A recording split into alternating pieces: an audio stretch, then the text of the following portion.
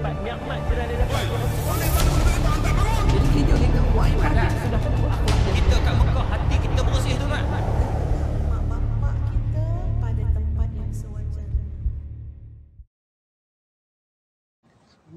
Maaf ke TikTok. Finish. Dah on dah.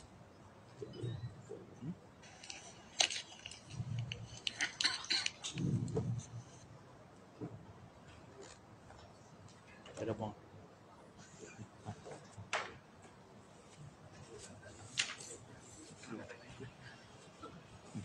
Baik, picit ada.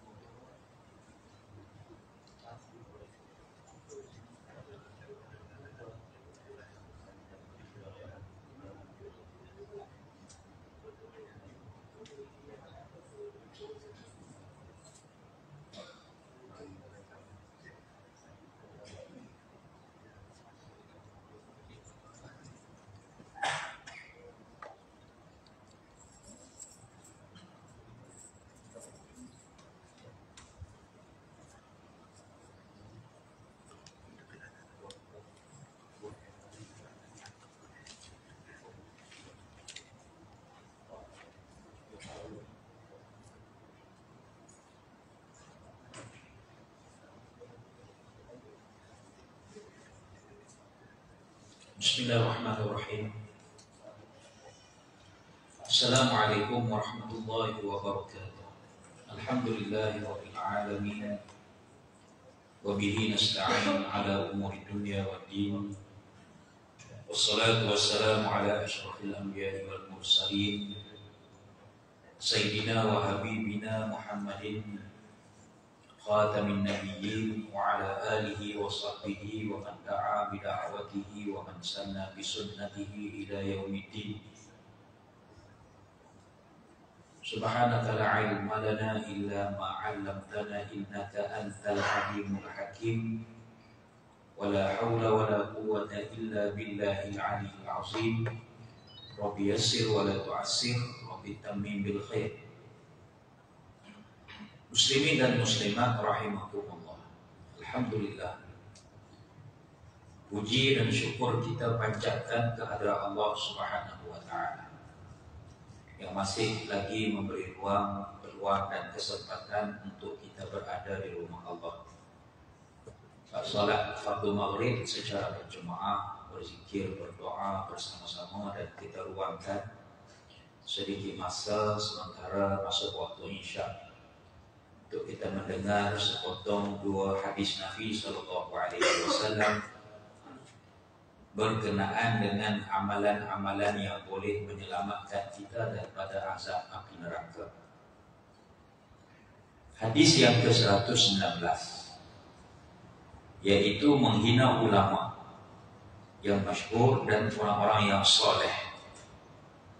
Artinya perbuatan ataupun hadis yang akan kita baca ini adalah berkenaan dengan larangan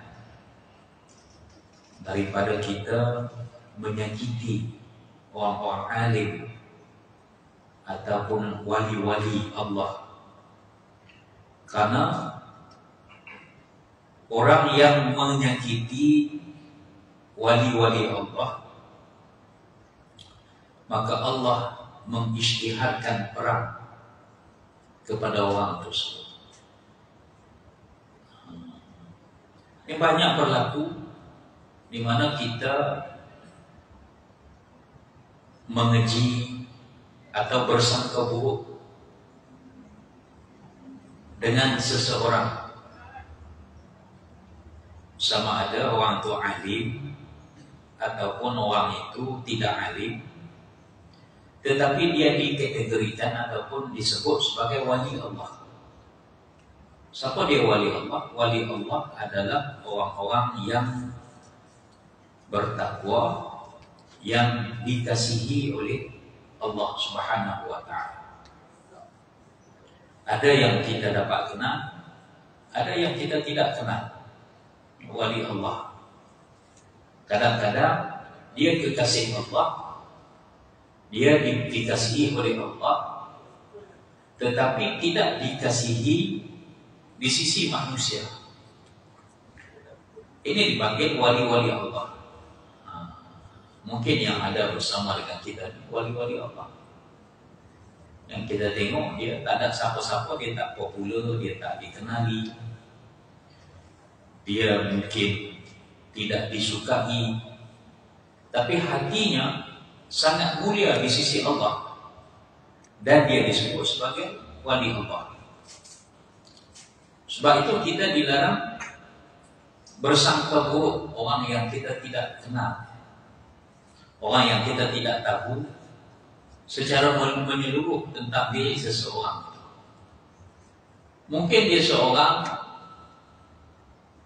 tukang petik sampah umpamanya, seorang cleaner yang bekerja, yang kita tak pandang sangat, orang yang cuci lantai, petik sampah, tapi dia memiliki ciri-ciri yang disukai oleh Allah, maka dia termasuk di kalangan wali-wali Allah. Ada hadis khusus yang mana Allah Subhanahu wa ta'ala melarang kita daripada memusuhi wali-wali Allah.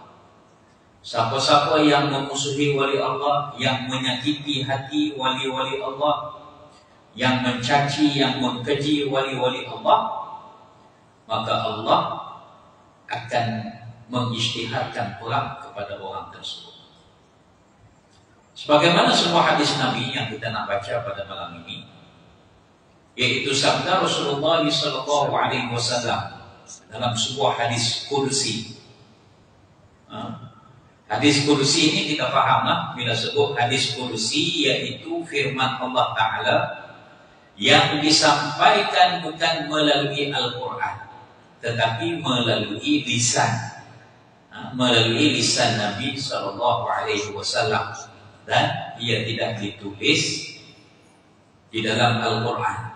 Kerana apa begitu? Sebab ada hikmahnya kenapa Allah Subhanahu wa ta'ala menyampaikan lisan, menyampaikan kalamnya menerusi ilham kepada Nabi SAW, dan ia bukan Al-Quran.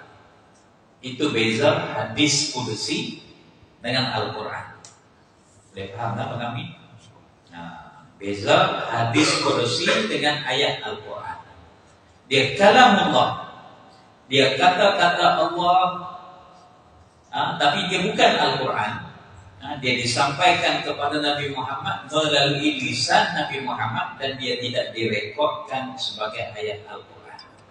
Itu kita panggil hadis kursi. Sebab apa? Wallahu a'lam, Allah lebih mengetahui tentang kehendaknya. Apa dia yang Allah Ta'ala nak sampaikan melalui hadis kursi ini? Sabda Rasulullah SAW, "Man 'ada li waliyan faqad azantuhu bil harbi." Yang bermaksud, barang siapa yang memusuhi, yakni menyakiti wali-waliku, yakni orang yang aku kasih, maka sesungguhnya aku mengiklankan perang terhadapnya. Hadis sahih riwayat Imam Bukhari dan Muslim. Bila Allah Ta'ala isytiharkan perang, dia menunjukkan bahawa satu perbuatan itu sangat tidak disukai oleh Allah Subhanahu wa ta'ala, sehingga Allah isytiharkan perang dengan seseorang tersebut. Kalau ada sebuah kuasa besar isytihar perang negara kita, contoh Israel umpamanya, membuat iklan, buat kenyataan sidang media, mengisytiharkan bahawa Israel mengisytiharkan perang kepada Malaysia. Sudah pasti kita rasa bimbang, rasa takut, rasa macam terancam. Itu kuasa manusia atas muka bumi. Tapi yang mengisytiharkan perang sekarang ini bukan kuasa manusia, tetapi kuasa yang maha berkuasa. Siapa dia yang maha berkuasa? Tidak lain dan tidak bukan adalah Allah Subhanahu wa ta'ala. Maka dengan sebab itu kita hendaklah sentiasa berjaga-jaga supaya kita tidak tergolong di kalangan orang-orang yang digolongkan, yang diisytiharkan perang oleh Allah Subhanahu wa ta'ala. Jadi nak elakkan diri kita daripada diisytiharkan perang oleh Allah Subhanahu wa ta'ala, kita jangan menyakiti atau menghina para wali-wali Allah. Siapa dia wali Allah ni? Iaitulah orang-orang yang dikasihi oleh Allah Subhanahu wa ta'ala, yang tergolong di kalangan para nabi, para rasul, para siddiqin, orang-orang yang benar, para muttaqin, yaitu orang-orang yang bertakwa. Ini termasuk di kalangan orang-orang yang digelar sebagai wali-wali Allah. Wallahu a'lam. Ada tanda-tandanya, hanya Allah yang lebih mengetahui. Tetapi kalau kita nak selamatkan diri kita, ambil jalan mudah, kita jangan duduk cari musuh dengan orang, jangan duduk menghina orang, menyakiti orang. Seperti yang kita tengoklah dulu di Kuala Terang tu ada Pak Sumi. Tak Sobri pernah pergi jumpa Pak Sumi. Tak ada jumpa. Saya pernah pergi jumpa sekali ya. Walaupun duduk di Kuala Terang, tapi orang Kuala Terang tak kenal sangat tu. Kan? Saya pun tak pernah dengar nama dia. Tapi bila duduk di sini, dengar nama dia. Pak Sumi, Pak Sumi. Dia kata dulu tak ada nama ni. Tak ada orang. Masa saya duduk di kampung, orang tak pernah sebut pun nama dia. Kan di sini orang bicara dengan Tun Mahathir pergi jumpa, Datuk Seri Anwar Ibrahim pergi jumpa, Tuan Bo Haji Hadi pergi jumpa, ulama-ulama luar negeri pergi jumpa. Saya pun pergi lah jumpa sekali kan. Pergi dengan Pok Mi.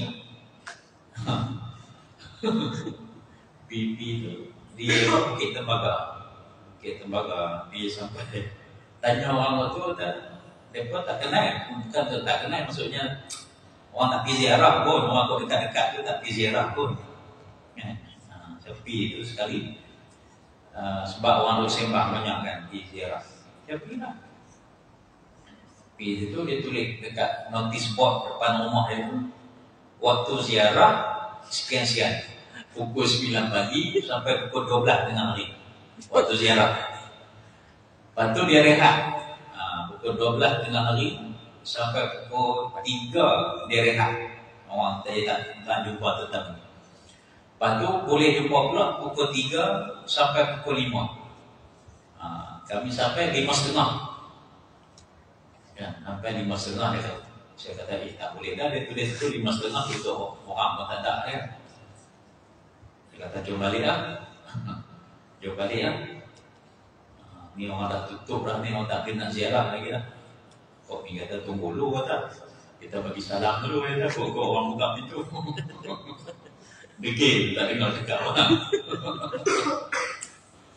Kita pun bagi salam. Kan duduk sembang dekat luar tu.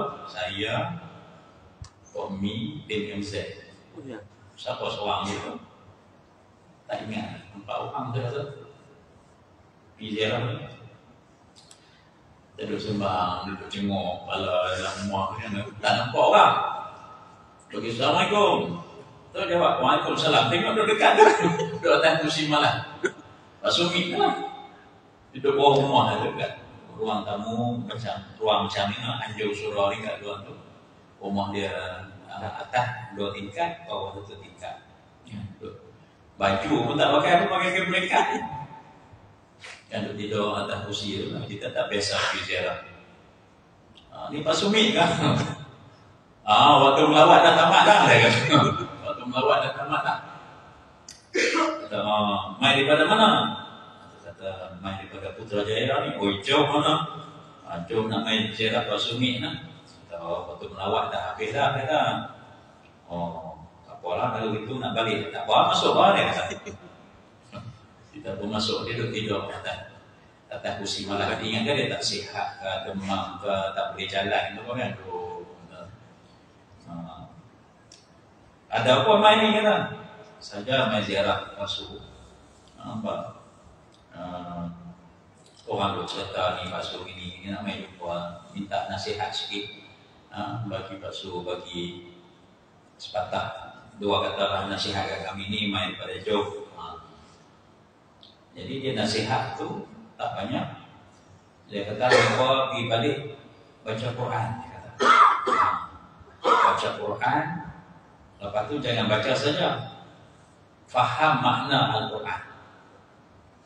Lepas faham makna Al-Quran, beramal dengan apa yang difahami itu. Dia kata. Itu saja Rasul nak pesan. Ada syarat panjang lah kan, saya tak ingat dah. Tahu berapa lama. Lepas tu senyap gitu kan. Tanya tak wangi. Saya dia inilah orang-orang alim ni kita jaga adab kan. Jaga adab. Kita pun tak wangi kan. Nak tanya sepatah tak wangi dia duduk cerita panjang. Kadang apa yang dia cakap tu kita pun tak apa nak faham sangat. Mungkin maksud dia macam lain, kita faham macam lain. Jadi macam tu. Dia tak bangun, dia duduk atas kursi, duduk baring atas kursi tu. Duduk sembang tu, duduk sambil atas kursi baring. Kita ingat nak sembang lama pun takut dia tak sihat ke apa, duduk tidur, tak bangun. Lepas tu tak ada apa nak balik lah. Bila bangun nak balik tu, tengok dia bangun jalan pergi pula lah. Rupanya kuat lagi lah masa tu lah. 2 tahun dah lama. Jalan elok-elok dia. Itulah pertama kali saya jumpa. Lepas tu tak jumpa dah. Sehingga dia meninggal dunia. Berapa tahun sudah dah? 2 tahun sudah. Meninggal kan. Orang ramai lah. Pergi ziarah. Itu orang kata dia adalah di antara wali-wali Allah. Jadi wali-wali Allah ini Allah Ta'ala jadikan dia dalam berbagai bentuk. Mungkin ciri-ciri dia orang alim, orang yang banyak ilmu, orang penuntut ilmu dekat dia.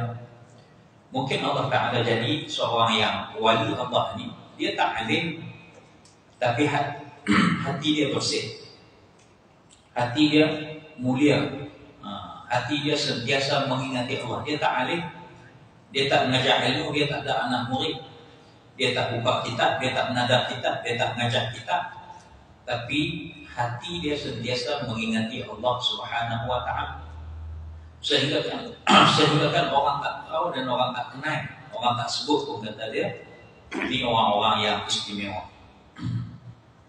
Mungkin juga orang tu orang yang mungkin orang menganggap dia gila. Kan? Kita pernah dengar tak cerita pemuda yang tidak dikenali oleh penghuni dunia tetapi sangat terkenal dengan penghuni langit. Siapa nama dia? Uwais Al-Qarni. Seorang pemuda di Yaman. Orang kata dia gila. Orang kata Uwais Al-Qarni ini tak siuman. Orang benci dia, orang tak suka dia, orang kutuk dia, orang sakitkan dia, orang tak mau kawan dengan dia. Sebab satu dia penyakit sopak. Penyakit sopak ni putih badan tu kan, sopak kan. Jadi putih, tampung-tampung badan, balak. Balak. Balak kan, balak. Seorang kerajaan panggil balak.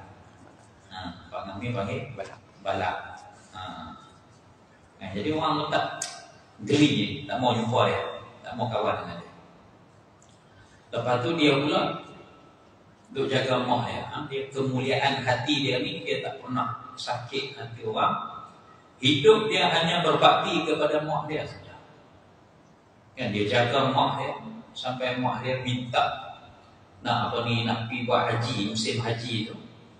Dalam keadaan dia miskin, dia susah. Dia tak boleh nak bawa mak dia pergi haji dengan kenderaan. Dia sendiri yang mendukung, menggendong mak dia, bawa daripada Yaman pergi ke Mekah buat haji.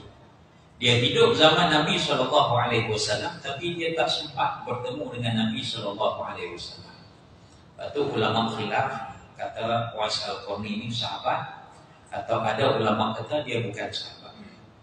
Ya, dia hidup zaman Nabi tapi tak pernah bertemu dengan Nabi SAW. Sebab ta'arif sahabat ini orang yang hidup dengan zaman Nabi, beriman dengan Nabi, dan pernah bertemu dengan Nabi SAW. Uwais Al-Qarni hidup zaman Nabi, beriman dengan Nabi, tapi tak pernah bertemu dengan Nabi SAW. Dia nak pergi jumpa Nabi, tapi mak dia tak bagi. Mak dia tak bagi. Dia pergi dah sampai ke rumah Nabi. Sampai ke rumah Nabi, Nabi tak ada. Kan? Nabi tak ada. Lepas tu mak dia kata pergi sampai patah balik hari itu juga, jangan duk tunggu lama. Dia pergi sampai baliklah, Nabi tak ada. Jadi Rasulullah SAW balik. Bila sampai ke rumah, dia tanya kepada isteri dia, Aisyah. Saya rasa Aisyah. Dia kata, ada tak seorang pemuda daripada Yaman datang, dia mencari aku. Jadi Aisyah kata, macam mana Rasulullah tahu? Rasulullah kata, tadi malaikat bagi tahu dekat aku, ada seorang pemuda daripada Yaman datang dan dia mencari aku. Jadi Rasulullah kata, kalau kamu ketika ada bersama dengan Rasulullah itu Ali dan juga Umar, kata wahai Umar, wahai Ali, andainya suatu hari kamu boleh cari ataupun kamu bertemu dengan Uwais Al-Qarni ini, kamu minta dia doakan kamu, sebab doanya sangat didengari oleh penduduk-penduduk lagi, sangat dimakbulkan oleh Allah Subhanahu wa taala. Umar kata, ya Rasulullah, doa apa yang kami nak minta kalau kami jumpa ni? Dia kata, mintakan Uwais Al-Qarni ini supaya memberi keampunan kepada kamu. Minta supaya dibagi keampunan. Sebab doa dia sangat tidak ada hijab. Doa Uwais Al-Qarni dengan Allah tidak ada hijab. Orang tak kenal dia. Bahkan orang menganggap dia gila.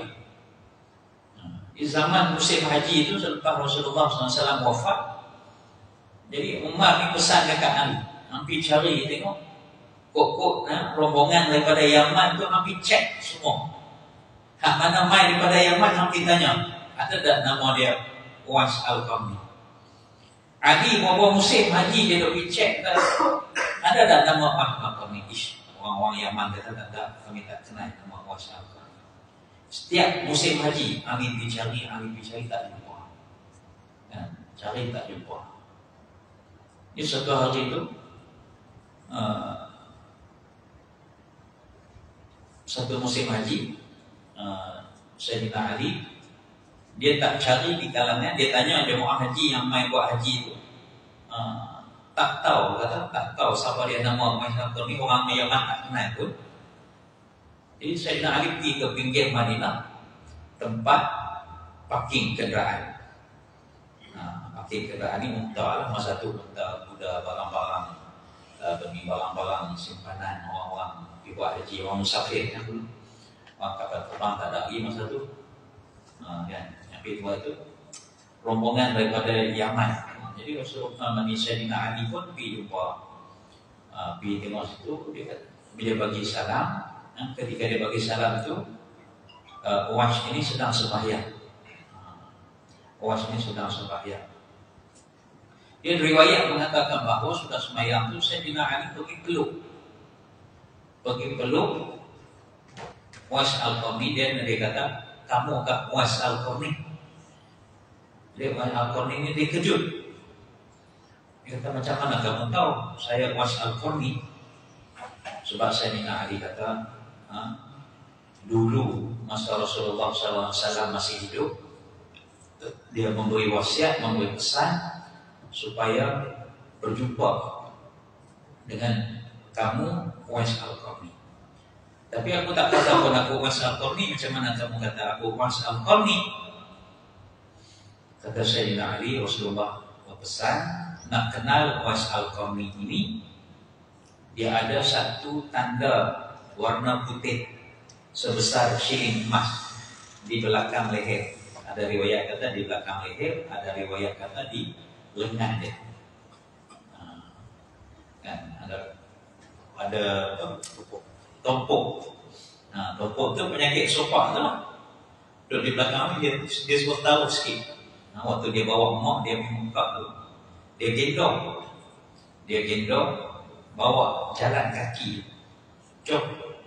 Dan macam mana dia boleh bawa begitu jog? Dia buat exercise, dia buat latihan. Dia beli seekor anak lembu yang baru lahir. Kemudian dia letak anak lembu tu, dia buat kandang di atas bukit. Dia buat kandang di atas bukit. Kemudian waktu pagi dia naik bukit tu, dia gendong anak lembu, bawa turun ke bukit, bagi makan rumput. Bila waktu petang dia gendong anak lembu tu, dia bawa naik atas bukit. Sampailah anak lembu tu besar. Sampai dia tak larat nak pikul. Tinggal lebih kurang 60 kilo gitu. Lama dia pikul. Jadi orang-orang kampung kata dia gila. Kata bodoh lah orang sini. Kenapa dia buat kandang di atas bukit? Buatlah kandang di kaki bukit. So tak gaduh dah bila nak ni dia buka kandang bagi makan. Ini dia buat kandang atas bukit. Petang hantar, pagi buat turun. Petang hantar, pagi buat turun. Sebenarnya dia buat macam tu adalah sebagai satu latihan bagi diri dia untuk gendong mak dia. Dia jual lembu tu bila nak pergi ke Mekah, dia jual lembu tu. Itulah bekalan yang dia bawa, dia gendong daripada Yaman tu pergi ke Mekah, bawa mak dia. Mekah, tawaf, sa'i, semua buat ibadat. Nak baliklah, mak dia kata, wahai Wais, apakah doa yang kamu minta sepanjang kita buat ibadat haji ni? Jawab Wais, aku berdoa kepada Allah supaya Allah merahmati ibuku. Mak dia lah. Dia kata lagi, mak dia kata doa apa lagi dia minta? Dia kata tak ada. Itulah doa yang aku minta supaya Allah merahmati ibuku. Untuk kamu minta apa? Dia kata dia tak minta untuk dia. Sebab apa tak minta? Sebab dia kata kalau Allah merahmati ibuku, niscaya Allah. Kalau ibu merahmati aku, niscaya Allah juga akan merahmati aku. Maksudnya hidup dia tu dia khidmat untuk mak dia saja. Dan kalau mak dia redha dengan dia, Allah Ta'ala akan redha. Jadi kata mak dia, mintalah satu doa supaya Allah Ta'ala menghilangkan penyakit sopak. Dan dengan penyakit sopak inilah kamu dihina, kamu dikeji, kamu katakan gila, orang tak mau kawan dengan kamu. Dia kata tak boleh. Saya tak mau bagi hilangkan penyakit sopak ini. Sebab penyakit sopak ini sejak lahir, saya lahir daripada perut ibu, penyakit ini Allah Ta'ala dah bagi dah pada diri saya. Dan ia satu anugerah yang pada diri saya, dan dia tidak mengganggu saya. Penyakit sopak ini dia bukanlah sakit, dia cuma wuduk begitulah kan. Orang tengok tak sopak orang lain lah. Dan dia kata saya tak mau bagi hilang, ini sebab Allah Ta'ala anugerahkan kepada diri saya. Mak dia kata doalah. Dan ini adalah merupakan arahan daripada seorang ibu kepada anaknya. Jadi dengan sebab itu dia pun mengangkat tangan dan berdoa. Dia mengangkat tangan, ya Allah, ya Tuhanku, oleh sebab mak aku ni suruh aku berdoa, maka aku ikutlah cakap mak aku ni. Aku berdoa supaya engkau hilangkan penyakit sopakku ini, malaikat sedikit.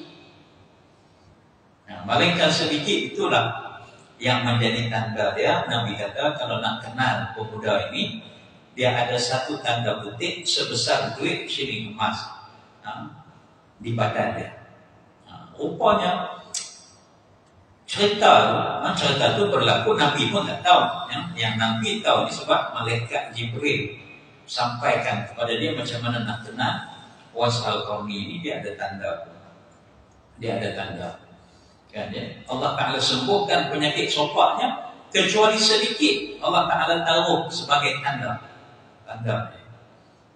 belakang. Sebab tu Sayyidina Ali bila dia tengok, dia peluk tu, dia tengok kamu kan Wais Al-Qarni. Dia kata kenapa? Dia kata Umar nak jumpa. Jadi dia pun pergi jumpa dengan Sayyidina Umar yang menjadi Amirul Mukminin pada ketika itu. Dan Amirul Mukminin menawarkan kepada dia sebagai jawatan gubernur di Mesir. Yang dia nak pergi ke Mesir. Dia kata, kamu nak pergi mana lepas ni? Dia kata, lepas selesai haji ini dia akan pergi ke Mesir.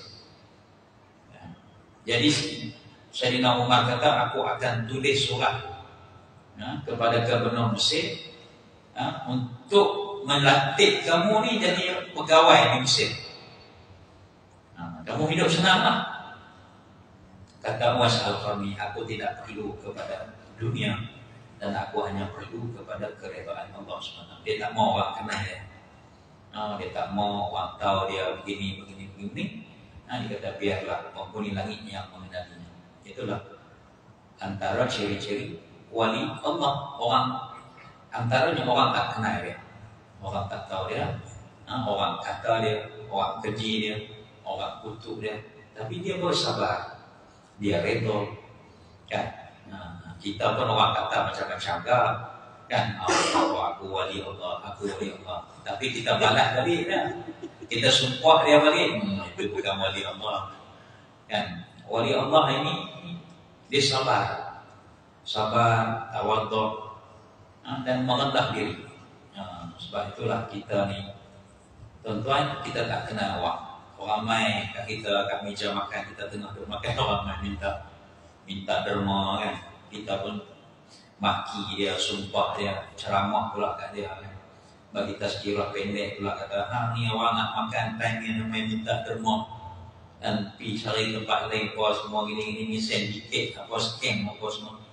Nah, kita ni kalau nak bagi-bagilah. Kalau tak mau bagi, cakaplah. Kata saya tak mau bagi, tuan-tuan, cakap dengan ni orang.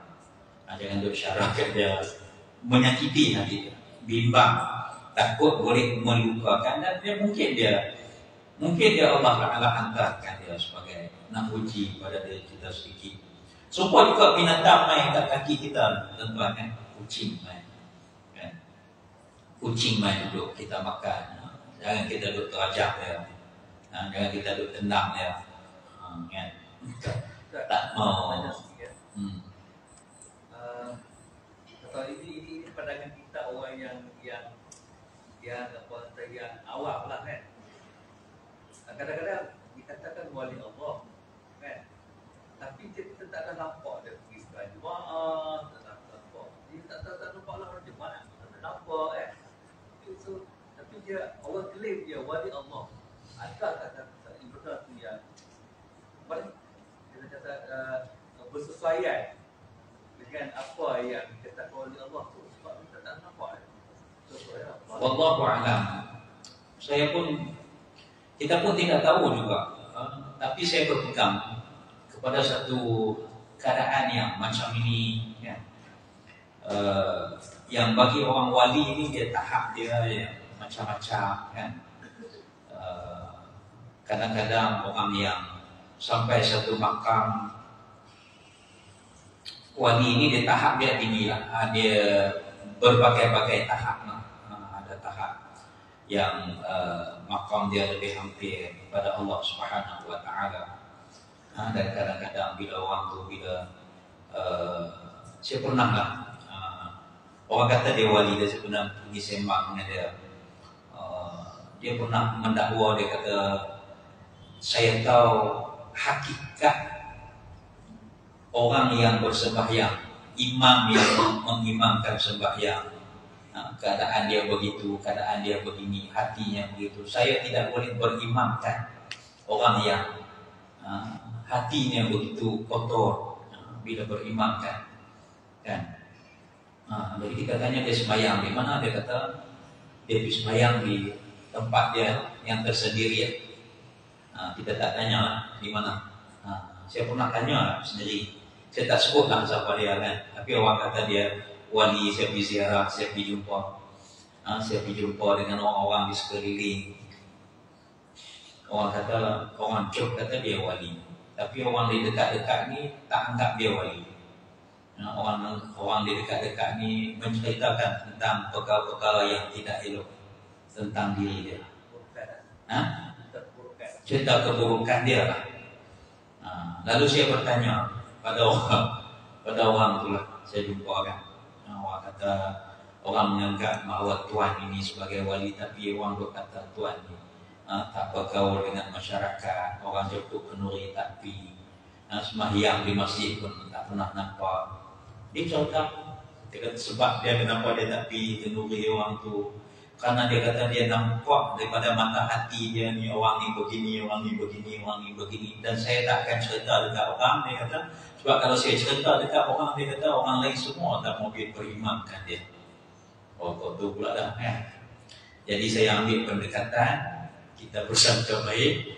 Kalau orang ramai kata dia baik, mudah-mudahan dia baik lah. Saya ambil pendekatan dulu lah Ustaz. Kan? Kalau orang ramai bersangka baik kata dia baik, maka kita pun bersangka baik lah. Sebab tu bila kita sembahyang jenazah, orang tanya apa kita kata pada mayat ini. Baik, padahal dia kaki mabuk 3 ekor semua kan, tapi saya mana mati nak jaga hati dia baik kan. Oh, dapat RM5 sampul orang bayar apa? 4 kali kepak kan, dapat RM5 di Kedah lah. Ekor ni memang tak buat lah kan, tak ada di Kedah tu. Lagi ada lagi Ustaz.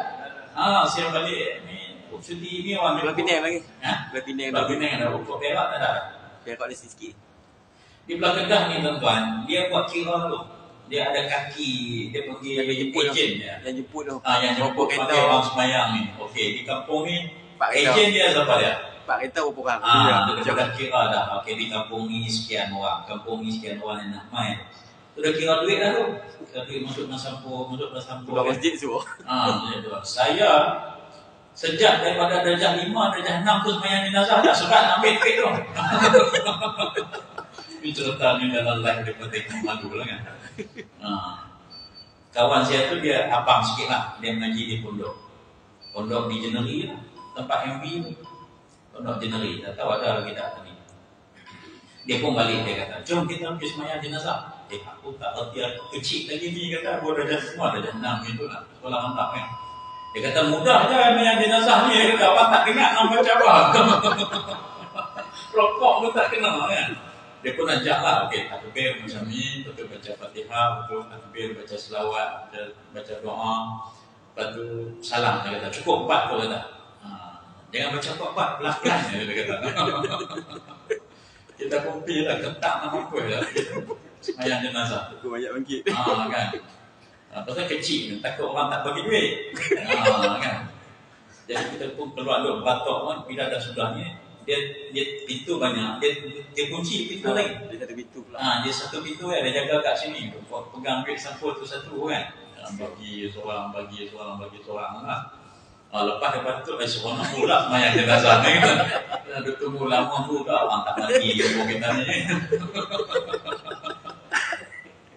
Itu yang sembahyang ni, orang sembahyang hadiah lagi RM10. Kan dia pilih orang ni RM10 untuk tolong sembahyang hadiah kepada jenazah tu. Kan dia bagi kan. Jadi kami masih ada lagi, masih ada. Jadi macam tu lah Ustaz kan, kita ambil pendekatan, kita kata bersangka baiklah. Ya, kadang-kadang Allah Ta'ala nak uji, nak tunjuk pada seseorang yang macam tu. Macam tu wali-wali ini ada yang pelik pada pandangan mata kita. Kerana sampai orang ni ada orang-orang yang boleh melihat. Mungkin kita pernah dengar ilmu laduni, mungkin kita pernah dengar orang yang dapat membaca hati kita. Kan? Orang-orang alim. Kan? Dia tahu, dia baca, dia boleh baca isi hati kita. Kan? Kita pergi jumpa seorang alim, dia kata, Tuanku, kenapa saya ni doa dah, hajat ni dah besar dah. Banyak kali pergi Mekah dah, 5 kali buat umrah, doa, tapi Allah Ta'ala tak makbul. Dia kata, tak tahulah dia kata betul ke dia melawak kan. Dia kata, cek baliklah gaji, duk baca tu, dia kata cek balik. Dia kata sambil melawak ya. Tapi mungkin ada betulnya juga, sebab ada hadis yang mengatakan bahawa seorang yang bermusafir, debu penuh di pakaiannya, ya Rab berdoa, yang memohon kepada Allah Subhanahu wa taala, sedangkan orang yang bermusafir ni doa dia dengan Allah diperkenankan. Tapi doa dia ni tak diperkenankan. Sebab apa? Sebab makanannya daripada sumber yang haram, pakaiannya daripada sumber yang haram, semuanya daripada sumber yang haram. Jadi bila orang kata macam tu, doa kamu tak diperkenankan, tak dimakbulkan oleh Allah, sebab dia kata cek baliklah gaji yang dia dapat bulan-bulan tu, memang tak kerja di JAKIM, dia kata, tapi ya sumbernya kita pi apa? Kita pi gaji kerja 8 jam orang bayar gaji, kan? Tapi kerja yang sebetulnya mungkin 7 jam. Kan 1 jam, 2 jam dia main handphone, main WhatsApp, makan dia 2 jam, kan? Chat lagi dengan kawan-kawan, posting kat Instagram, Facebook semua, kan? Itu semua membawa kesan kepada diri kita, kepada jiwa kita, kan? Yang lebih teruk lagi, kawan saya dia kata, hang kencing pun tak basuh, dia kata. Kan, kencing tak jaga, bukan tak basuh, kencing tak jaga. Dia betul, dia kaki kuat kencing, bukan kencing. Maksudnya kencing berdiri, rampi kan, kencing kat jamban kat RNR ni, dia orang masuk dalam kencing diri tu tak dapat nak elak lah tuan-tuan kan. Orang lelaki ni dia tak sama perempuan, dia tandah dia boleh kencing lebih dinding tengok. Kat Yaman tengok. Orang perempuan tak ada. Orang lelaki je ada kali tu kan. Dia buat jamban lebih dinding, kencing bercebok, ramai-ramai duduk dalam satu sok tu. Saya tak boleh kencing tak keluar lalu macam tu kan. Betul yang miti sikit. Tapi ada kawan-kawan saya boleh kencing duduk berjemaah ramai-ramai sambil duduk isap rokok, Sembang. sambil duduk sembang kan. Saya tak boleh macam tu. Jadi kita ni kadang-kadang amalan, tindakan kita, perbuatan kita, benda tu tak baik di sisi syarak, tapi dia dibudayakan sebagai baik. Jadi kadang-kadang benda tu dia akan menjejaskan amalan kita, hati kita, jiwa kita. Tak bolehlah kita nak menggolongkan diri kita di kalangan orang-orang yang dikasihi oleh Allah Subhanahu wa taala. Walaupun dia ni macam menjalani syariat lah. Menjalani, menyalahi. Kan? Orang sebab dia tak begitu. Kan? Orang sebab tu dia tak begitu. Orang masyarakat dia masyarakat kan. Ya. Dia menyalahi syariat lah. Kita tak. Ya, menyalahi syariat itu pun kita kadang-kadang kan, ajaran sesat ni pun banyak. Kita kena bimbang, kita kena takut juga lah. Sebab tu kita kena bertanya pada orang-orang yang lebih alim tentang amalan sesuatu yang dibuat. Yang duduk mudah terpengaruh ni, yang sekarang ni ajaran apa Suhaimi kan? Syihab itu. Saya pun orang boleh terpengaruh tu pasal apa? Kan kita tengok pun geli lah kan. Tapi orang boleh terpengaruh, boleh terikut. Dulu ayah Pin meninggal lah kan. Yang jadi isteri dia yang keberapa tu bukan calon orang, ustazah kan, Kak Maria berapa dia, ngaji daripada Al-Azhar. Tapi dia boleh percaya, dia boleh terpengaruh dan sebagainya, dan boleh minum air kaki dia kan, Dia Sami dia kaki. semua main sujud, main sembah kat dia kan. Jadi dia tak nak nampak kehebatan dia apa-apa pun, handsome saya lagi pada dia tu kan, tapi orang percaya pada dia tu kan. Jadi Allahu a'lam lah. Allah Ta'ala yang maha mengetahui. Tapi bagi diri kita ni, kita berhati-hati ya. Kalau ajaran yang takwa pelik-pelik sangat kan, tak perlu semayang tu tak apa. Semayang hanya 3 waktu, semayang wajib hanya 3 waktu saja. Dia semayang wajib bagi dia subuh, zuhur dengan asar buat 1 waktu, maghrib isyak 1 waktu. Sehari 5 kali dia semayang dia. Kan? Dia kata sebab apa semayang 5 waktu ni? Dia kata kita sebagai musafir, musafir boleh jamak semua semayang 3 waktu ni. Dan musafir macam mana kita bermukim, manusia ini musafir ke alam akhirat. Selagi mana belum sampai ke alam akhirat, kita ni adalah dan nak bermusafir. Kan, jadi setengah orang ni suka kan, benda yang sepatut semayang sehari 5 waktu, boleh semayang sehari 3 waktu, orang seronok lah. Seronok. Dan yang paling banyak ni ada juga yang berkenaan dengan seksual. Yang mana bila dia jadi guru kepada kumpulan ajaran tu, dia boleh menikmati isteri-isteri pengikut dia, anak-anak dara pengikut dia, sebab nak dapatkan benih suci. Konsep benih suci itu hanya guru sahaja yang boleh menyampaikan. Jadi suami yang ada isteri nak dapat anak yang soleh, nak dapat anak yang solehah, kena dapat benih daripada tok guru saja. So malam lagi pukul 9, pukul 10 hantar isteri pergi tidur dengan tok guru kan. Hak anak dara nak dapat anak ni benih yang baik, yang bagus, tok guru saja yang layak boleh bagi benih yang baik, yang suci. Jadi tujuan dia semua pakat nak jadi tok. Mana Haji nak pergi seorang ya jadi tok guru kan. Aku pun nak jadi tok guru. Nak jadi tok guru syarat kena ada pengikut. Ya, Pak Nami dah buka dah cawangan di Surau Putra Al-Amin. Ustaz Sobri tak boleh dah cawangan ni. Ustaz Sobri kena buka cawangan ni. Tak marah. Ustaz Sobri kata aku pun nak jadi tok guru, mana Haji kan. Dia pun cari pengikut dia 5-6 orang, aku jadi tok guru dia kata. Dia buka cawangan di sana. Bila jadi tok guru je, dia dapat kelayakan tu, kelayakan untuk memberi syafaat, mengampunkan dosa pengikutnya, memilih kematian yang boleh ditangguhkan. Jadi itu perkara-perkara yang macam tu kadang-kadang orang mudah terpengaruh. Kan orang mudah dia infak, dia rasa mungkin dia dapat apa-apa sesuatu kan.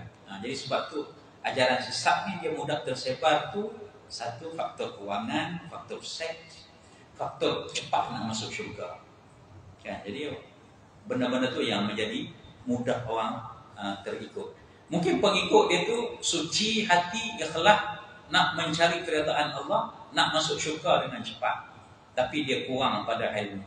Dia orang perkenalkan dengan dia ni nak masuk syurga dengan mudah ni tok guru ni memang aku dah pernah tengok dah, dia begini, dia begitu, dia hebat, dia macam ni, dia macam tu. Dia boleh berkomunikasi dengan malaikat maut, dia boleh negotiate dengan malaikat maut. Dia kata okey ni pengikut aku ni, dia kata okey jangan bagi dia mati lagi. Jadi Pak Ngami nak panjang umur kena pergi jumpa, minta negotiate kan, bayar duit sikit. Pak Ngami nak hidup berapa tahun? Nak hidup lagi 10 tahun. Okey 10 tahun bayar 10,000. Kan dia percaya, dia bayar 10,000 kan. Kalau saya duit banyak sikit 20,000. 20 tahun lagi tambah usia saya kan, saya bayar saja saya kan. Lepas tu mati, orang pun tanya pasal apa mati? Pasal dia langgar pantang larang. Kan dia kata dah jangan duk cerita dekat orang nak ni. Dia pergi cerita dekat orang. Jadi bila dia cerita dekat orang mati awal. Tak sempat mati awal. Jadi kita orang-orang cerdik ni kita jangan macam Ustaz Sabri sebut tadi, kita nampak orang tu jalan atas ayat tu semua, kita jangan teruskan nak wali-wali Allah. Kadang-kadang dia jin kan, kadang-kadang dia main dengan jin dan sebagainya, kita tak tahu kan. Tikam takluk ni wali Allah tak juga, sebab dia berkawan dengan jin, dia berilmu dengan jin. Lepas tu dia api tak makan dia, air tak tenggelam kan. Jadi kita ni kena berhati-hati supaya kita tidak tertipu. Panjang pula kan syarah pada malam ini. Allahu a'lam. Minta maaf ada kekurangan dan kesilapan. Mudah-mudahan Allah Ta'ala ampunkan saya, ampunkan tuan-tuan dan puan-puan semua. Kita tangguh dengan kafaratul majlis dan surah Al-Asr. Subhanakallah wa bihamdika asyhadu an la ilaha illa anta astaghfiruka wa atubu ilaik. Bismillahirrahmanirrahim. Innal insana lafi khusr illa alladhina amanu wa 'amilus solihati wa tawassaw bil haqqi wa tawassaw bis sabr. Aqulu qawli hadza astaghfirullahal azim li wa lakum. Assalamualaikum warahmatullahi wabarakatuh. Waalaikumsalam.